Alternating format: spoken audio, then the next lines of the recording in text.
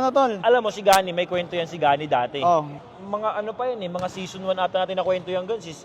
Episode 1 natin na kwento yan eh. Oh. Loro yun. Yung matalinong loro. Matalinong loro. Ikwento natin muna, flashback. Flashback.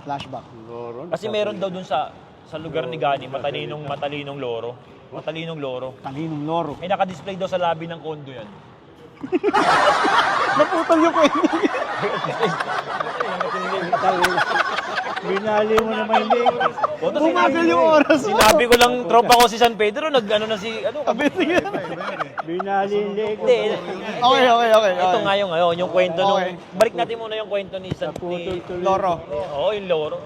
Matalino daw yung loro. Tapos, naka-display daw sa may lobby ng condo yan. Ngayon, tuwing nakikita doon ng matalinong loro, yung gwardiya, ito kinakantsawan daw ng loro. Pangit! Gumaganon daw yung loro. Nakikita ng loro yung gwardiya, gumaganon daw. Pangit! Gumaganon daw. Gumaganon. Hindi, yung itago natin yung gwardiya sa pangalang Gani.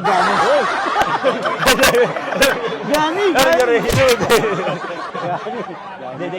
Dito. Hindi. Kasi kwento ni Gani to, siya bida dito eh. Dito, ginaganon daw siya palagi tuwing makikita siya tuwing umaga. Pangit! Puta, isang beses daw, napikon yung gwardiya si Gani. Puta, sinakal daw yung loro. Sabi daw ni Gani dun sa Loro. Naka, isang beses mong pa akong sabihan ng pangit, papatayin kita.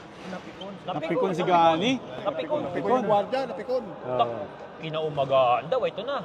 Siyempre, puta, bagong gising yung gwardiya eh. Tinitingnan daw niya yung loro pagdaan niya. Boy, hindi na nagsalita ng pangit. Natakot. Sabi daw ng loro. Alam mo na yun. Alam mo na yun. Pag sinabi mo bakit, baka patayin na eh, no? Kasi alam mo na yun. Puta, yung loko-loko.